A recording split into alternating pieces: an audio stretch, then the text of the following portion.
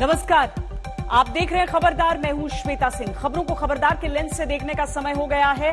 आज यूक्रेन के बूचा में हुए नरसंहार का हम विश्लेषण करेंगे। इस शहर का ऐसा हाल हो गया है कि कदम कदम पर लाशें पड़ी हुई हैं।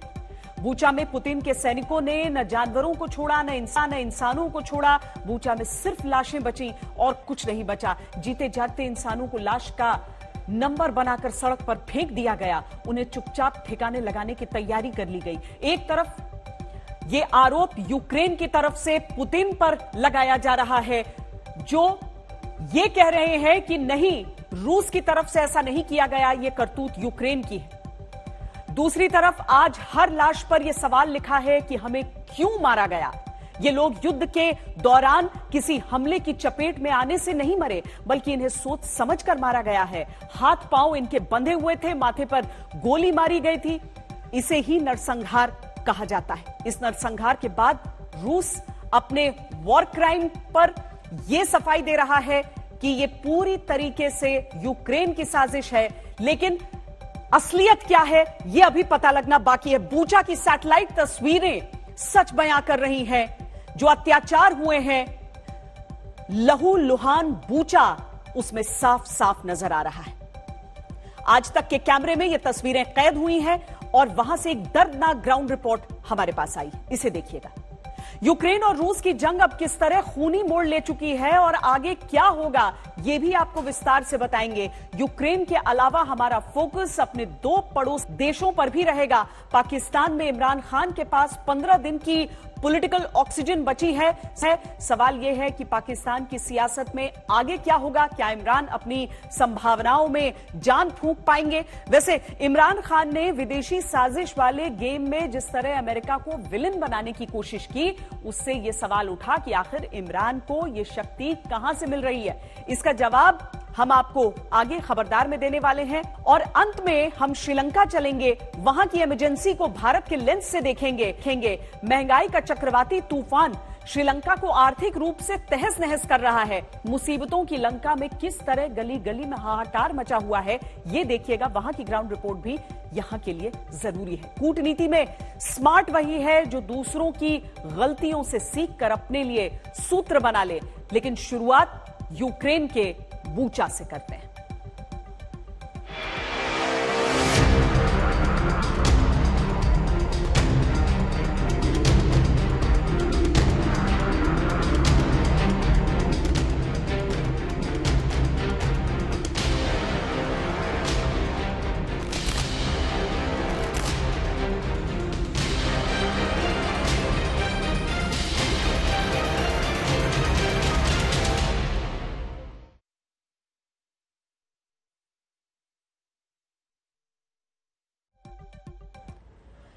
यूक्रेन में अब जंग नहीं चल रही, वहां पर नरसंहार हो रहा है। वहां सड़कों पर आम नागरिकों की गोलियों से छलनी लाशें पड़ी हैं। अब रूस यूक्रेन में क्या कत्लेआम मचा रहा है। पुतिन के सैनिकों के लिए इंसान हो या जानवर, बुजुर्ग हो या महिला, क्या सब दुश्मन हैं और सबको मारकर वो आगे बढ़ना चाहता है। ये जंग क्या अब सारी हदें पार कर चुकी है। इस जंग में अब नियम कायदे नहीं रहे, अब वहां बंदूकों की भाषा है और गोलियों का व्याकरण है। खबरदार में हम यूक्रेन युद्ध की 3 तस्वीरों के साथ शुरुआत करते हैं, जिन्हें देखने के बाद आप खुद कहेंगे कि युद्ध में किस तरीके से निर्दोष इंसानों के सोचे समझे नरसंहार का खेल चल रहा है। ये यूक्रेन युद्ध की सिर्फ 3 तस्वीरें नहीं है, बल्कि 3 कड़वी सच्चाइयां हैं। ये काला सच अभी तक सामने नहीं आ पा रहा था, क्योंकि इन इलाकों में अभी तक रूस की सेना आगे बढ़ी हुई थी, यूक्रेन की सेना डटकर मुकाबला कर रही थी। और अब जब यूक्रेन ने इनको दोबारा हासिल किया है, तो यूक्रेनी सैनिकों को केवल टूटी फूटी इमारतें नहीं, बल्कि वहां सड़कों पर बिखरी लाशें मिल रही हैं। ऐसी लाशें जिनके हाथ बांधे गए थे। रूसी सैनिकों ने जिन लोगों को मार डाला, उनको जान से मारने के बाद भी इज्जत नहीं बख्शी। मारे गए लोगों को ताबूत तक नसीब नहीं हुए। लाशें छिपाने के लिए उनको गड्ढे में गाड़ दिया गया। युद्ध में इंसान इंसान से लड़ता है, लेकिन आप जिस शहर की तस्वीरें देख रहे हैं, यहां इंसान तो छोड़िए, जानवरों को भी नहीं छोड़ा गया। यह युद्ध की सबसे विभत्स सच्चाई है। आज पूरी दुनिया बूचा शहर का हाल देखकर यूक्रेन के हालात पर अफसोस कर रही है। जब तक इस शहर पर रूस के सैनिकों का कब्जा था तब तक यहां हुए अत्याचारों का सच सामने नहीं आया, लेकिन अब जो सच सामने आया है वो भयानक है। बूचा के नरसंहार की तस्वीरें विभत्स हैं, आपको विचलित कर सकती हैं, लेकिन इन्हें दिखाना बहुत जरूरी है। ये ऐसी तस्वीरें हैं जिन्हें हर युद्ध में छिपाया जाता रहा है ताकि युद्ध के उन्माद में किए गए अपराध भुला दिए जाएं, लेकिन हम ऐसा नहीं होने देंगे। बूचा में अमानवीयता की हदों को तोड़ा गया। बूचा की सड़कों पर कदम कदम पर लाशें हैं, जैसे रूसी सेना इन लाशों के जरिए अपने पैरों के निशान छोड़कर जा रही हो। सड़कों पर इतनी लाशें पड़ी हुई हैं कि राहगीर उनसे बच बच कर किसी तरह निकल रहे हैं। युद्ध का ऐसा विभत्स सत्य आपने देखा नहीं होगा। रूसी सेना जिन रास्तों से गुजरी वहां दिखाने वाले किसी शख्स को जिंदा नहीं छोड़ा। यूक्रेनी नागरिकों के साथ कितनी बर्बरता हुई ये सोचिए। उनके हाथ बांधे गए थे। मरने से पहले ये मुमकिन है कि टॉर्चर भी किया गया हो, और फिर जब दर्द हद से गुजर गया होगा तो शायद इसने अपना अंजाम स्वीकार लिया होगा। रूस के सैनिकों ने जाते जाते ऐसे तमाम लोगों के सिर में गोली मारी। कहने वाले कह सकते हैं कि रूस की सेना ने यूक्रेनी लड़ाकों को मारा होगा। क्या इस इंसान से ऐसा कहा जा सकता है? ये तो अपनी साइकिल पर निकला, शायद अपनी जरूरत का सामान लेने, लेकिन रूस के सैनिकों ने मुमकिन है उसे भी गोली मार दिया। रूसी सैनिकों का काफिला बूचा से गुजरा तो सड़क के दाएं और बाएं जो भी दिखा उसे मार दिया गया। ये आरोप यूक्रेन की तरफ से लगाए जा रहे हैं। बूचा रूस के सैनिकों के लिए नरसंहार के क्या अभ्यास की तरह था, लेकिन इसमें गोलियां असली थी, मरने वाले भी असली थे और मारने वाले भी। ये बूचा में क्या रूसी सैनिकों के खूनी खेल की तस्वीर थी? आज तक देश का इकलौता ऐसा चैनल है जो इस समय बूचा में मौजूद है। हम आपके लिए बूचा के हालात की सच्ची तस्वीरें लेकर आए हैं। बूचा से गौरव सावंत की ये रिपोर्ट देखिए।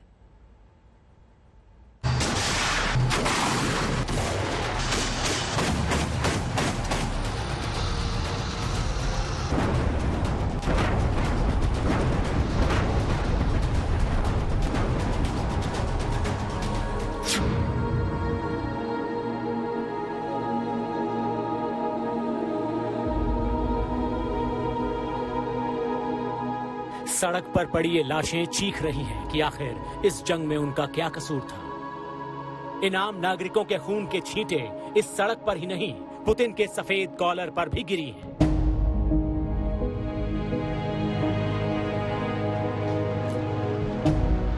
ये रूस के युद्ध अपराध की वो तस्वीरें हैं जिसे यूक्रेन और दुनिया की आने वाली पीढ़ियां कभी नहीं भूल पाएंगी। यहाँ क्या हुआ है ये समझने के लिए केवल इन तस्वीरों को ही देखने की जरूरत है। बूचा के लिए पुतिन बुचर यानी कसाई साबित हुए। पुतिन के सैनिकों पर किसी का बस नहीं था। आम नागरिकों की लाशें यहाँ वहाँ सड़कों पर सड़ने के लिए छोड़ दी गई। ये नरसंहार नहीं तो और क्या है। इस सड़क पर भारी बमबारी हुई। एक गाड़ी में एक परिवार जाने का प्रयास कर रहा था। आप देख सकते हैं किस तरह से गाड़ी पे न केवल बम के श्रैपनल लगे हैं, बल्कि अंदर जो लोग इस गाड़ी में यात्रा कर रहे थे उनके शव अभी भी पड़े हैं, और कई दिनों से संभवतः ये शव इसी तरह इस गाड़ी में पड़े हैं। निकल भी नहीं पाया ये परिवार जो बूचा से भागने का प्रयास कर रहा था। ये बूचा की वो तस्वीर है जो रूस के रक्षा मंत्रालय ने जारी की थी। इसमें रूस के सैनिकों का काफिला वापस लौटता दिख रहा है और उनके काफिले के दोनों ओर अमानवीयता के मेडल पड़े हुए हैं। सड़क के दोनों ओर केवल लाशें ही लाशें। रूस के सैनिकों ने जिन नागरिकों को अपना शिकार बनाया उनकी लाशें बूचा की गली गली में पड़ी हैं। मरने वालों में महिलाएं भी हैं। आरोप तो ये है कि महिलाओं को रूसी सैनिकों ने रेप के बाद मार दिया। यूक्रेन के सैनिक अब सड़कों पर पड़ी इन लाशों को हटा रहे हैं।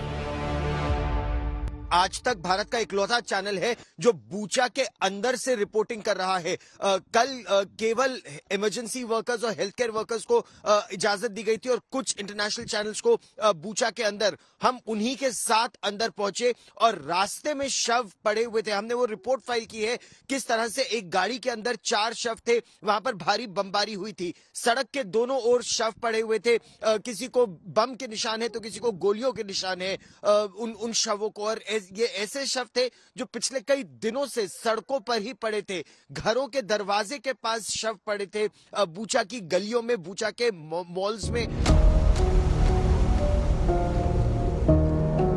बूचा की तस्वीरें देखकर ऐसा लगता है जैसे मौत ने तांडव किया हो। युद्ध में मौतें होती हैं, लेकिन सड़कों पर आम नागरिकों को मारकर यूं ही नहीं फेंक दिया जाता। बूचा में सड़कों पर पड़ी लाशें देखकर ऐसा लगता है जैसे नागरिकों को मारना रूसी सैनिकों को अच्छा लगता था।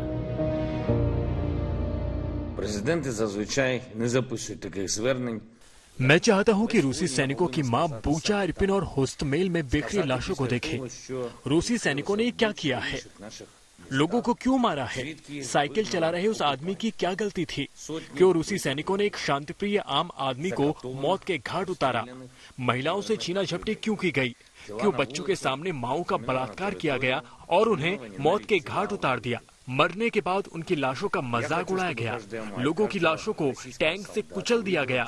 बूचा ने रूस का क्या बिगाड़ा था? कोई ऐसी घिनौनी हरकत कैसे कर सकता है? Зачем их убили?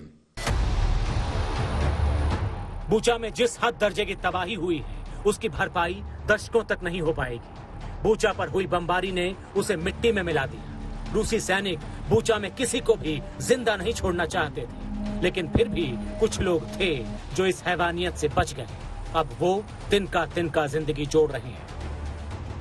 हम एक रिहायशी इलाके में हैं और अभी विक्टर और साशा से मेरी बात हो रही थी। वो कह रहे हैं कि देखिए, ये तो घर है, यहाँ कोई सरकारी इमारत नहीं, कोई सेना नहीं। इन घरों को तबाह किया गया, यहाँ पर रॉकेट और मिसाइल दागी गई और हजारों लोग इस समय यहाँ बेघर है। घर के बिल्कुल बगल में यही उसको दफना दिया अब से थोड़े दिन पहले यहाँ पर।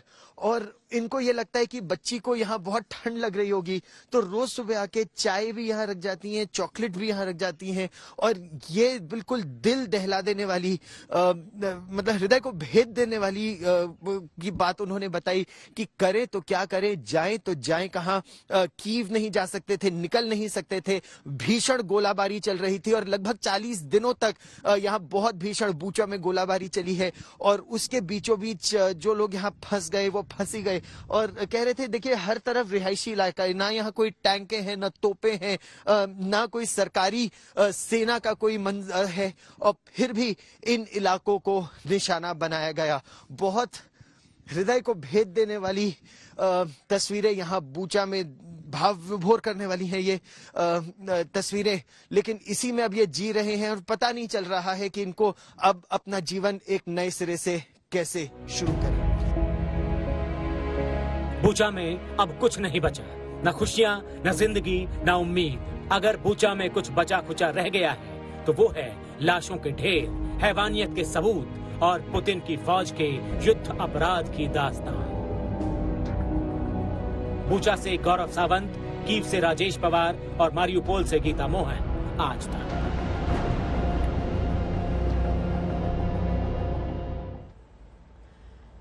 लोगों की जान गई है, लेकिन ध्यान देने वाली बात यह भी है कि रूस की तरफ से यह कहा गया है कि यह रूसी सैनिकों ने नहीं किया है, बल्कि यूक्रेन की तरफ से ही किया गया है। और इसके बारे में एक पूरी विस्तृत रिपोर्ट रूस की तरफ से भी पेश की गई है। लेकिन अहम बात यह है कि इस परिस्थिति में इन लोगों की जान गई है। बूचा में रूस के सैनिकों ने क्या तांडव मचाया, उसका एक बहुत छोटा सा हिस्सा शायद हमें अभी नजर आया हो। रूस के सैनिकों ने अपने कारनामों को छिपाने के लिए क्या बूचा में कई जगहों पर गड्ढे खोदकर उसमें लाशें दबाई। एक ऐसी जगह पर बूचा का सेंट एंड्रूज चर्च है, जिसके पास रूस के सैनिकों ने यह आरोप लगाया गया है कि मारे गए नागरिकों के लिए कब्रें खोदी थी। मैक्सार टेक्नोलॉजीज ने इस चर्च की एक सैटेलाइट तस्वीर जारी की है, जिसमें चर्च नजर आता है। इसके अलावा इसके पास में ही एक बड़ा सा गड्ढा है जहां बहुत सी लाशें दबाई गईं। इस तस्वीर में कब्र बनाने का सामान भी दिखाई देता है। हालांकि रूस के सैनिकों ने जिन भी लोगों को आरोप के तहत मारा, उनको सीधे सीधे गड्ढों में ही दबा दिया। मानव इतिहास में ऐसी क्रूरता के किस्से कम ही मिलते हैं जहां शवों की ऐसी बेकदरी की गई हो। अब हम आपको उस जगह ले चलते हैं जहां की सैटेलाइट इमेज आपने देखी, सेंट एंड्रूज चर्च, जहां पर रूस के सैनिकों ने यूक्रेन की तरफ से आरोपों के हिसाब से लाशों को दबाने के लिए गड्ढा खोदा था। इन गड्ढों में दबी लाशें आपको नजर आ रही होंगी। किसी शव का हाथ तो किसी के जूते नजर आ रहे हैं। जो शव मिट्टी हटने की वजह से बाहर आ गए थे, उन्हें प्लास्टिक बैग में रखा गया। ये वो गड्ढा है जिसमें न जाने कितने ही नागरिकों को मारने के बाद रूसी सैनिकों ने गाड़ा। ये यूक्रेन ने आरोप लगाया। इसी जगह पर कब्र बनाने के लिए कंस्ट्रक्शन का सामान भी पड़ा हुआ है। कीव से ज्यादा दूरी नहीं है बूचा की, लगभग 60 किलोमीटर की दूरी। ये कई दिनों से रूस और यूक्रेन की सेना के बीच भीषण जंग देख रहा था। यूक्रेन के सैनिकों के साथ भीषण लड़ाई के बाद रूस को शहर छोड़कर पीछे हटने का निर्णय लेना पड़ा। यह युद्ध कितना भयानक हुआ था, इसकी निशानी पूरे शहर में बिखरी पड़ी है। हमारे संवाददाता गौरव सावंत बूचा में थे, उन्होंने वहां से एक टैंक रिपोर्ट भेजी है, उसे देखिए। रूस और यूक्रेन के युद्ध के 40वें दिन इरपिन और बूचा के इलाके से और तस्वीरें सामने आ रही हैं और ये बहुत भयावह तस्वीरें हैं। ये रूस की सेना का एक T-72 T-72 main battle tank है। इसको आपको पता कैसे चलता है ये रूस की सेना का टैंक है? रूस की सेना के ज्यादातर गाड़ियों में ये V का साइन, V या Z, दो साइन उनकी गाड़ियों में अधिकतर रहे हैं। ये T-72 या T-72 मेन बैटल टैंक भारतीय सेना भी इसका इस्तेमाल करती है और ये उसकी मेन गन 125 मिलीमीटर की उसकी मेन जो तोप है, जो गन है उस टैंक की, ये ध्वस्त होकर अलग गिरी हुई है और ये दिखाता है कि कितना भीषण इस टैंक पर आक्रमण रहा इरपिन और बूचा के इस इलाके में। ये V का साइन आप एक तरफ और भी देख सकते हैं और ये टैंक का कुछ और सामान रूस की सेना का यहाँ पर। इस टैंक को ध्वस्त करने के लिए यूक्रेन की सेना के अधिकारियों के मुताबिक एक एंटी टैंक गाइडेड मिसाइल का इस्तेमाल किया गया था और बिल्कुल अचूक उस जैवलिन ATGM का निशाना था जिसने इस टैंक को निशाना बनाया। और इस तरह के कई टैंक इस सड़क पर जो बूचा के रास्ते पर है, ऐसे कई टैंक ध्वस्त हुए हैं। दोनों ही देशों के टैंक काफी ध्वस्त हुए हैं। उसमें रूस की सेना के अधिकतर T-72 टैंक T-72s हैं और यूक्रेन की सेना के T-64 अपग्रेडेड टैंक्स हैं। भीषण टैंक बैटल्स भी हुई है इस क्षेत्र में और एंटी टैंक गाइडेड मिसाइल्स का इस्तेमाल भी काफी हुआ है। लेकिन अब बड़ी संख्या में यूक्रेन की सेना ने इस पूरे एरिया में अपना पूरा कंट्रोल कर लिया है और रूस की सेना खासा पीछे हटी है। बूचा रणनीतिक रूप से कीव को घेरने के लिए बहुत जरूरी था, इसीलिए रूस ने खास तौर पर कीव के घेराव के लिए इरपिन और बूचा जैसे शहरों पर बड़े हमले किए। कीव को जीतने के लिए बूचा को रूसी मिलिट्री बेस बनाना था, इसीलिए यहां पर बड़ी संख्या में रूसी सैनिकों की मौजूदगी भी थी। बूचा शहर कीव से मात्र 60 किलोमीटर दूर है। यह कीव के उत्तर पश्चिम में बसा हुआ है। यहां की आबादी 2021 तक 36,971 थी। बूचा में हुए नरसंहार में 300 लोगों के मारे जाने की खबर है। हालांकि कई जगहों पर अब भी लाशें दबी होने की बात कही जा रही है, इसीलिए यह संख्या बढ़ सकती है। इतिहास की बात करें तो यह क्षेत्र 1898 में बूचा नदी के पास बसाया गया था। दूसरे विश्व युद्ध में बूचा यूक्रेन सेना की फर्स्ट यूक्रेनियन फ्रंट का मुख्यालय था। लंबे समय तक इसे शहर नहीं माना जाता था। 2006 में बूचा को शहर का दर्जा मिला था और आज यह शहर एक बड़ा कब्रिस्तान बन गया है। यूक्रेन ने बूचा के नरसंहार को रूस का वॉर क्राइम बनाने के लिए पूरा मोर्चा खोला हुआ है, लेकिन रूस ने इसका खंडन किया है। रूस इन युद्ध अपराधों के आरोप अपने सिर लेने को तैयार नहीं है। उसका कहना है कि यह यूक्रेन की सेना की तरफ से किया गया और एक एक पॉइंट के जरिए उसने यूक्रेन की पूरी बात का खंडन किया है। रूस के सैनिकों ने क्या हैवानियत की, क्या यह सही है?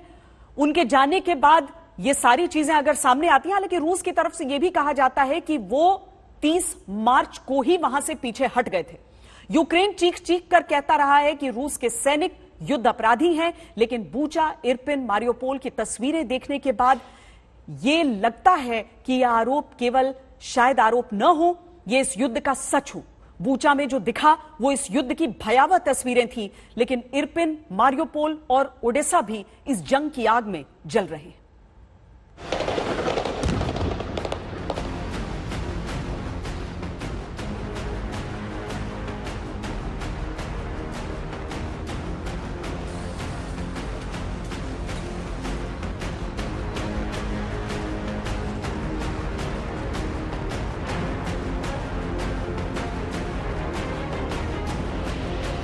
बुचा में हिंसा की सबसे क्रूर कहानी लिखने वाला रूस अब भी नहीं रुका है।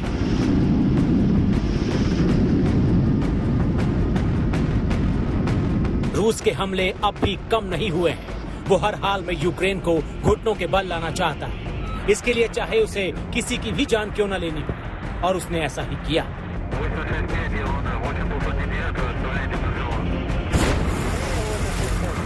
बूचा में लाशों का ढेर सिर्फ इसी शहर की कहानी नहीं है। रूस के सैनिकों ने जिन शहरों पर भी कब्जा किया, उन शहरों में उनके अत्याचारों की निशानियां अब धीरे धीरे सामने आ रही हैं।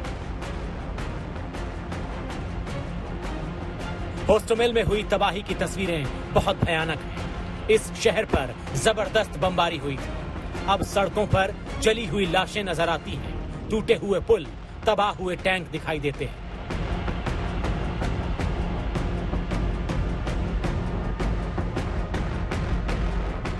एंटोनोव एयरपोर्ट याद होगा आपको। इस एयरपोर्ट पर रूस ने भयानक हवाई हमले किए थे। इस एयरपोर्ट पर भी अब तबाही के सबूत दिखाई देते हैं।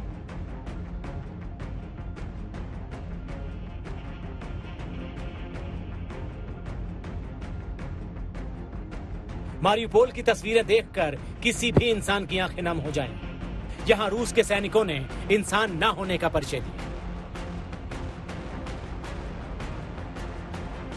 मैस ग्रेव्स, जहां पर कई सारे लोगों को एक साथ दफना दिया जाता है, वो पाया गया है यहाँ पे मारियुपोल में।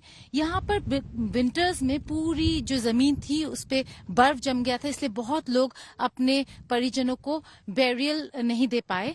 लेकिन क्योंकि यहाँ पे एक एयर बॉम्बिंग हुआ था जिससे ये क्रेटर, ये गड्ढा बन गया था, उसी में हम व्यूअर्स डिस्क्रेशन एडवाइस करते हैं, क्योंकि जो तस्वीरें हम दिखा रहे हैं वो काफी दिल को दहलाने वाली हैं।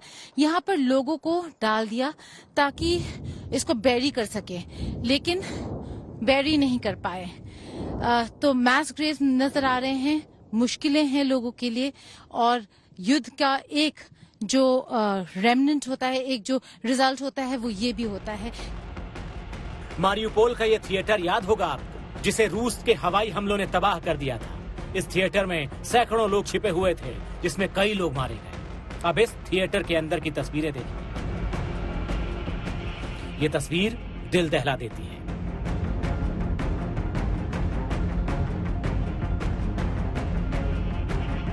यूक्रेन के वेल्का डिमेर्का से जो तस्वीरें आई हैं, वो रूसी सैनिकों को हिंसक जानवर बताती हैं। जंग में रूसी सैनिकों ने जानवरों को भी नहीं छोड़ा। वेल्का डिमेर्का में सड़कों पर उन्होंने पालतू जानवरों को भी मार दिया।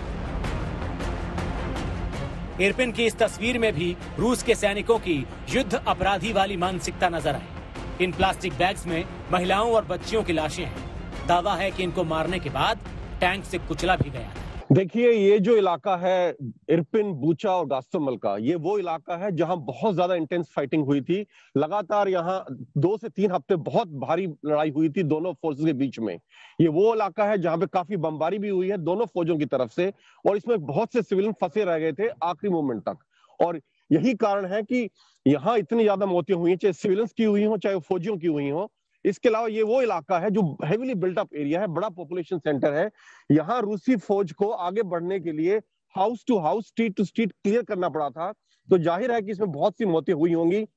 ये खार्किव का अम्यूजमेंट पार्क है। बच्चों के इन बुतों पर गोलियों के निशान हैं, धमाकों से बरसी आग के निशान हैं। तो ये सिर्फ मूर्तियां, लेकिन इस जंग में जो हाल बुचा, खार्किव और इरपिन का दिख रहा है, उसमें ना जाने कितने ही मासूमों की छाती छलनी हो गई। खार्किव के स्लोबिडस्की शहर में रूस के भीषण हवाई हमले हुए। ये उस शहर की ड्रोन तस्वीरें हैं। इनको देखकर आप समझ सकते हैं कि जब यहाँ बमबारी हुई होगी तो कितने लोग मारे गए। यूक्रेन और रूस के बीच जंग अपने सबसे गंदे दौर में पहुंच गई है। यहाँ युद्ध के कोई नियम नहीं, यहाँ इंसानी जान की कोई कीमत नहीं। यहाँ नागरिक और सैनिक सब एक गोली का शिकार हो रहे हैं, और वो गोली पुतिन के इशारे पर उसके सैनिक चला रहे हैं। आप जंग का सबसे हिंसात्मक स्वरूप देख रहे हैं। बुचा से गौरव सावंत, कीव से राजेश पवार और मारियुपोल से गीता मोहन, आज तक।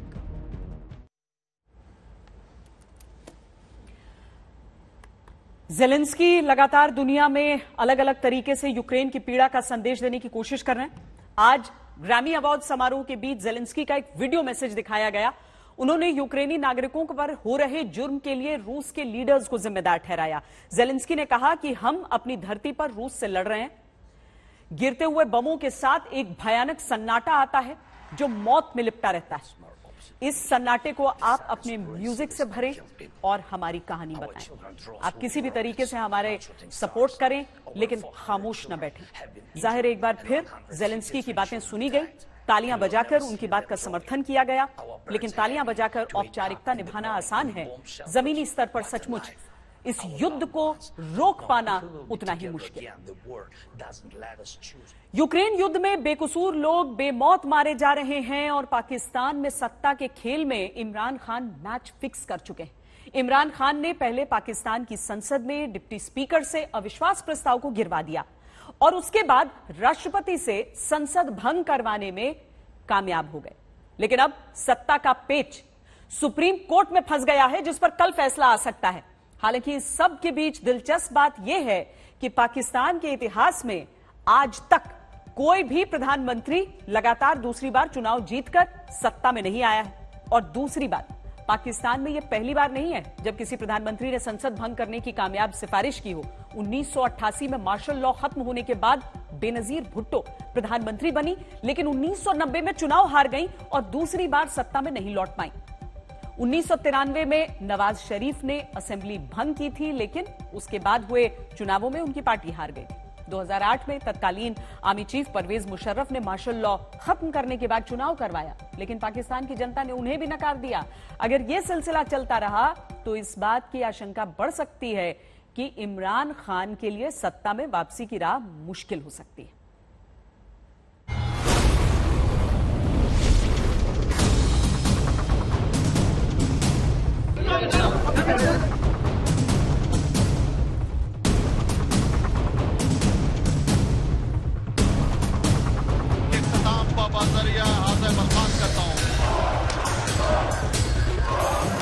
इमरान खान के बाउंसर से विपक्ष आखिरकार क्लीन बोल्ड हो गया।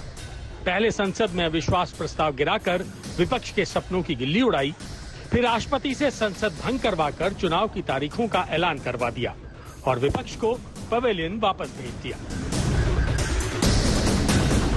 बची कुची उम्मीद विपक्ष को सुप्रीम कोर्ट से थी, तो वहां भी कल की तारीख मिल गई। जब राष्ट्रपति ने ही चुनाव के आदेश दे दिए हैं तो विपक्ष को सुप्रीम कोर्ट से कितनी राहत मिलेगी ये ऊपर वाला ही जाने। लेकिन इस पूरे गेम को देखकर ये साफ है कि इमरान खान ने जैसा मैच फिक्स किया था बिल्कुल वही हो रहा है। इमरान सरकार के खिलाफ अविश्वास प्रस्ताव खारिज किए जाने और संसद भंग मामले में आज दोपहर करीब 2:15 बजे सुप्रीम कोर्ट की सुनवाई शुरू हुई। इस दौरान बिलावल भुट्टो की पार्टी के वकील फारूक नाइक ने फुल बेंच के गठन की मांग की। इस पर 5 जजों की बेंच ने बिलावल के वकील को जोरदार फटकार लगाई और कहा कि अगर बेंच पर सवाल उठाए तो सुनवाई रोक दी जाएगी। करीब 1 घंटे की सुनवाई के दौरान कोर्ट ने कहा कि स्पीकर के पास संसद भंग के आदेश को निरस्त करने का अधिकार है। आसान भाषा में कहा जाए तो सुप्रीम कोर्ट ने मामले की टोपी पाकिस्तान नेशनल असेंबली के डिप्टी स्पीकर कासिम सूरी पर ट्रांसफर कर दी। हालांकि कुछ देर बाद मुख्य न्यायाधीश उमर अता बांदियाल ने ये कहकर मामले को कल तक टाल दिया कि सुप्रीम कोर्ट डिप्टी स्पीकर के कार्यों की समीक्षा करेगी। इमरान खान के अविश्वास प्रस्ताव को विदेशी साजिश बताने पर विपक्ष ने आज क्या कहा, सुनिए। बिलावल भुट्टो ने आरोप लगाया कि इमरान ने डिप्टी स्पीकर के साथ मिलकर संविधान की धज्जियां उड़ाई। बिलावल भुट्टो और शहबाज शरीफ इस आस में बैठे हैं कि सुप्रीम कोर्ट इमरान खान पर संविधान के खिलाफ खुलेआम विद्रोह का मुकदमा चलाए और आर्टिकल 6 के तहत सजा सुनाए। विपक्ष की ये मांग दिन में सपने देखने जैसी है, क्योंकि संविधान को कुचलने वाले पूर्व army chief general Parvez Musharraf को आज तक आर्टिकल 6 के तहत कोई सजा नहीं मिल पाई है। इस ऐवान की कुल मिलाकर विपक्ष संसद से लेकर सुप्रीम कोर्ट तक चीखता रहा, लेकिन किसी ने एक नहीं सुनी। विपक्ष के नेता कल की तारीख के लिए तैयारी कर रहे हैं और दूसरी तरफ इमरान अगले चुनाव की रणनीति बना रहे हैं।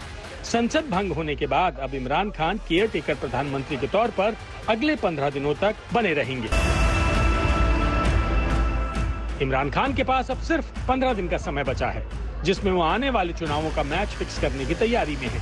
जाहिर है अब तक उनकी सारी बाउंसर विपक्ष का विकेट उड़ाने में कामयाब रही हैं, तो अगली पारी भी सोच समझकर खेली जाएगी। ब्यूरो रिपोर्ट, आज तक।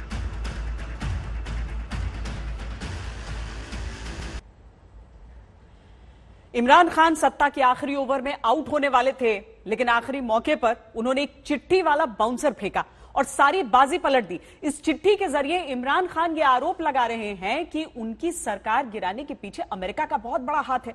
आश्चर्य इस बात का है कि जिस अमेरिका के टुकड़ों पर पाकिस्तान इतने वर्षों तक जीवन यापन कर रहा था, वो आज सीधे सीधे अमेरिका से टक्कर ले रहा है। ऐसे में आज ये समझना भी जरूरी है कि इमरान खान को इतनी शक्ति कहां से मिल रही है कि वो अमेरिका को आंख दिखाने की गुस्ताखी कर रहे हैं।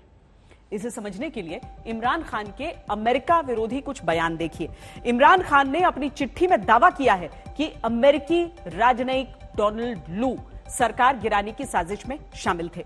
डोनाल्ड लू अमेरिका विदेश मंत्रालय के तहत assistant secretary of state for south and central Asian affairs के पद पर हैं। उनके पास दक्षिण एशिया और सेंट्रल एशियाई देशों में अमेरिकी नीतियां लागू करने का जिम्मा है। इमरान सरकार को गिराने में अमेरिका का कितना हाथ है, इसके पुख्ता सबूत तो अब तक नहीं मिले हैं, लेकिन इमरान किसके इशारे पर अमेरिका से टक्कर ले रहे हैं, वो देखना ज्यादा जरूरी है। जब से इमरान खान सत्ता में आए तब से वो चीन की गोद में बैठकर अपनी सत्ता चला रहे हैं। इसकी सबसे बड़ी वजह यह है कि पाकिस्तान ने चीन से 18 अरब डॉलर का कर्ज ले रखा है। इमरान खान के पीएम बनने के बाद पाकिस्तान का कर्ज 70% बढ़ चुका है। इमरान खान के कार्यकाल में पाकिस्तान की मुद्रा 35% तक गिर चुकी है। पाकिस्तान को दिवालिया होने से बचाने के लिए इमरान खान ने अपने देश को चीन के प्रति समर्पित कर दिया है और अब चीन इसका पूरा आनंद ले रहा है। चीन पाकिस्तान में बड़े पैमाने पर one belt one road initiative project तैयार कर रहा है। ग्वादर में चीन का नया पोर्ट और पूरा का पूरा एक शहर तैयार हो चुका है। आसान भाषा में कहा जाए तो इमरान चीन की कूटनीतिक गोद में सुरक्षित महसूस कर रहे हैं और वहां के राष्ट्रपति शी जिनपिंग के इशारे रिसीव करके अमेरिका पर बयानों की पत्थरबाजी कर रहे हैं। ये हमारे पड़ोस का विरोधाभास है कि एक तरफ पाकिस्तान में इमरान खान सत्ता में फिर से आने के लिए आमादा हैं, दूसरी तरफ श्रीलंका के प्रधानमंत्री महिंदा राजपक्षे सत्ता से हटने के लिए इस्तीफा दे चुके हैं। श्रीलंका महंगाई की आग में जिस तरह जल रहा है, उसमें प्रधानमंत्री पद की आहुति किसी काम नहीं आने वाली। श्रीलंका की स्थिति हर दिन बिगड़ रही है। भूख और प्यास से परेशान जनता सड़कों पर आंदोलन कर रही है। श्रीलंका में बिगड़ते हालात को दिखाने वाली एक एक्सक्लूसिव ग्राउंड रिपोर्ट हमारे संवाददाता आशुतोष मिश्रा ने भेजी।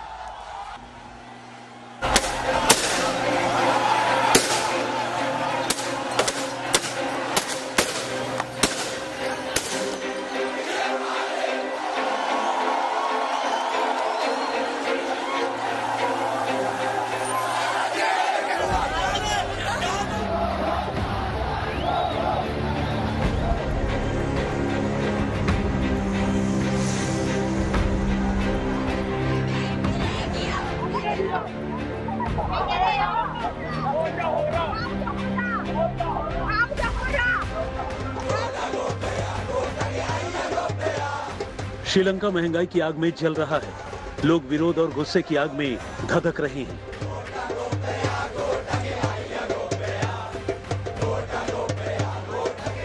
और इस गुस्से को शांत करने के लिए प्रधानमंत्री महिंदा राजपक्षे ने अपने इस्तीफे का ठंडा छिड़काव करने की कोशिश की है।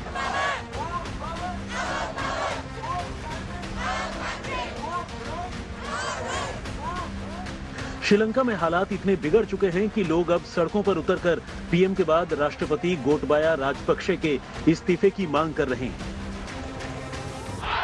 न खाना है, न गैस है, न इलेक्ट्रिसिटी है, न फ्यूल है और इसीलिए जनता सड़कों पर उतरी है। ये कोलंबो का इंडिपेंडेंस स्क्वायर है, ऐतिहासिक जगह है। इस जगह की एक अपनी विरासत है और ये श्रीलंका के युवा हैं। कोलंबो, राजधानी कोलंबो के युवा हैं। लड़के लड़कियां कॉलेज विश्वविद्यालय छोड़ करके सड़कों पर अपना अधिकार मांगने उतरे हैं। सरकार के खिलाफ नाराजगी जता रहे हैं और नाराजगी और आर्थिक संकट को लेकर के जिसकी जिम्मेदार इस सरकार की वो पॉलिसी है, वो नीतियां हैं, जिसके चलते ये समस्या खड़ी हुई है। और उस समस्या के चलते जमीन पर क्या हुआ कि अब यहाँ खाने की किल्लत है, रसोई गैस की किल्लत है, यहाँ घंटों घंटों बिजली की कटौती हो रही है। श्रीलंका में आर्थिक संकट के बाद हाहाकार है। इमरजेंसी कर्फ्यू के बाद भी लोग सड़कों पर हैं। प्रदर्शन, नारेबाजी, झड़प के बाद कई जगह पर आंसू गैस के गोले दागे गए।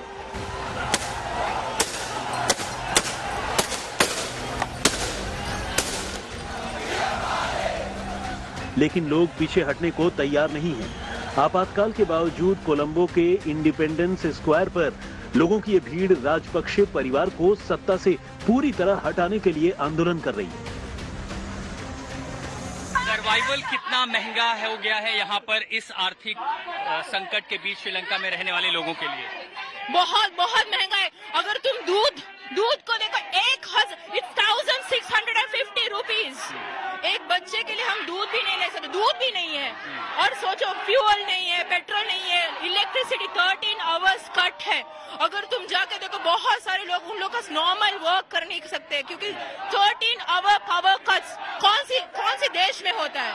इनकम है जो एक आदमी की इनकम है और जो इन्फ्लेशन हम देख रहे हैं, घर कैसे चलता है, बजट कैसे मैनेज हो रहा है? मैनेज नहीं कर सकते, सबको मैनेज नहीं कर सकते क्योंकि सामान तो बहुत ज्यादा है।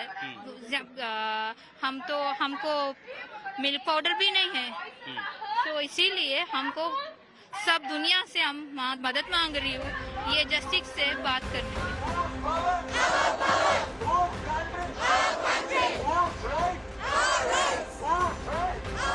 श्रीलंका के डूबने के पीछे कर्ज की बेतहाशा बढ़ोतरी और विदेशी मुद्रा भंडार में कमी की दलील दी जा रही है। लेकिन लोगों का गुस्सा इस बात से है कि राजपक्षे सरकार के परिवारवाद और भ्रष्टाचार ने पूरे श्रीलंका को कंगाली की राह पर खड़ा कर दिया है।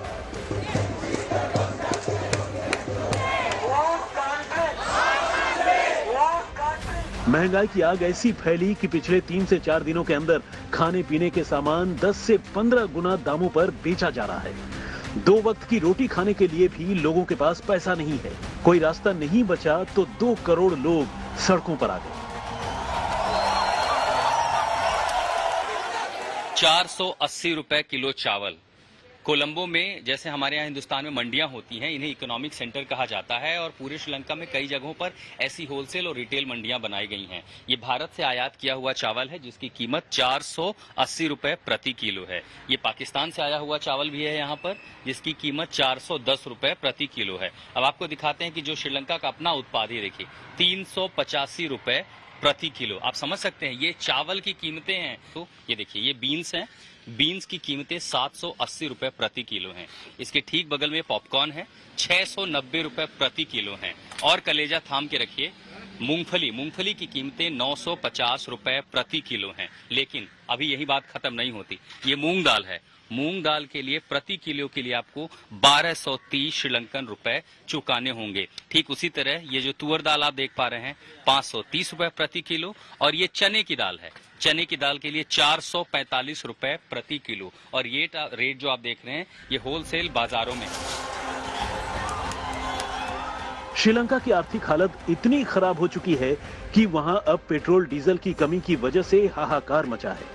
देश के सभी पेट्रोल पंपों पर वाहनों की लंबी लंबी लाइनें लगी हैं, लेकिन डीजल उपलब्ध नहीं है, जिसकी वजह से बसें और ट्रक सड़कों पर खड़े हो चुके हैं। लोगों के गुस्से को शांत करने के लिए श्रीलंका सरकार ने आपातकाल की घोषणा की है, लेकिन जन आंदोलन के सामने यह आपातकाल सरकार की तरह कमजोर साबित हुआ है।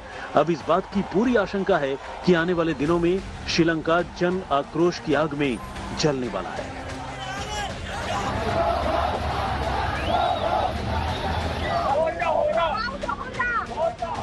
कोलंबो से आशुतोष मिश्रा के साथ आज तक ब्यूरो।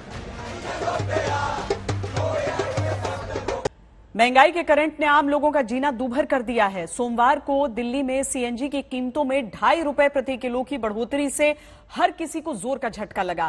कैब चालकों ने तो अब एसी के लिए अतिरिक्त पैसे वसूलने का मन बना लिया है। सोमवार को पेट्रोल डीजल की कीमतों में भी फिर से बढ़ोतरी हुई।